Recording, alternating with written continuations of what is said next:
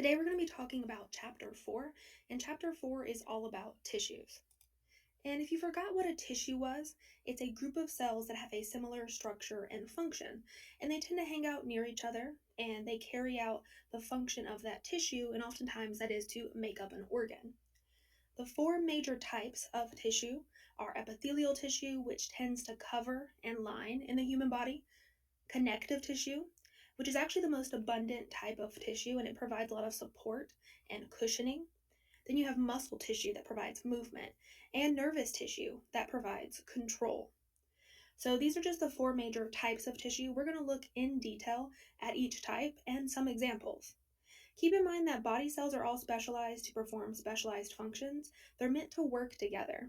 So they help maintain together as tissues that make up organs, that make up organ systems, that make up the human body. They work together to maintain homeostasis.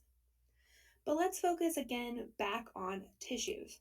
Histology is the study of tissues. Definitely an important definition to know.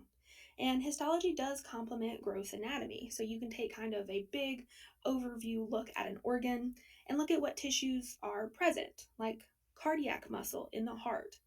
But if you want a better understanding to the physiology of organs, why they're working the way they do based on their structure, you have to look closer at the tissues.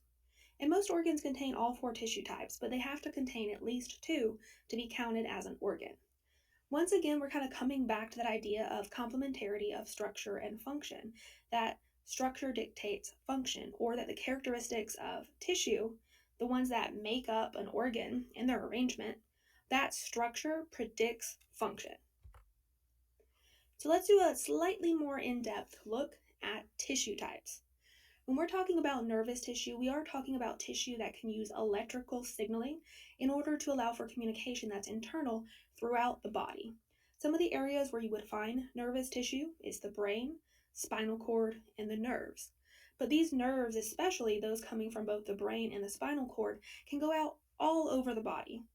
If a tissue has nerves going to it, we say that tissue is innervated.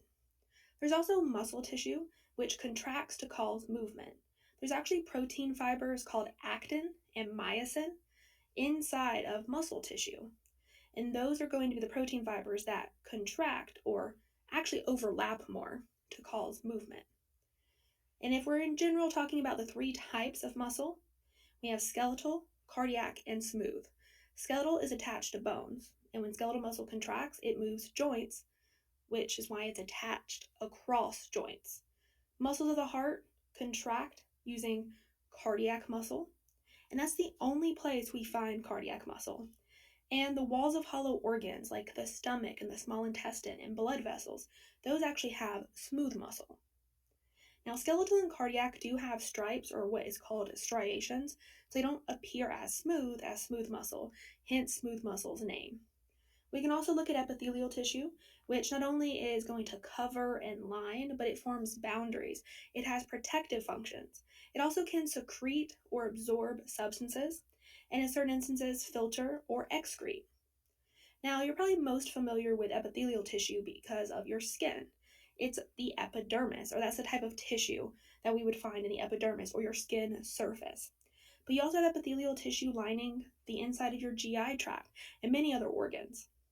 And then we have connective tissue. Connective tissue does support and protect. It also binds other tissues together. It's the most diverse. It includes blood, which is a fluid connective tissue, but also bones and tendons and ligaments and fat, and even cartilage. So connective tissue is going to be the most broad and most diverse, therefore most abundant type of tissue. Even though the skin is the biggest organ of the body, most of it's actually made up of connective tissue. So we're going to get into first epithelial tissue. So after that review, make sure you come back to the next video that talks about epithelial tissue in depth.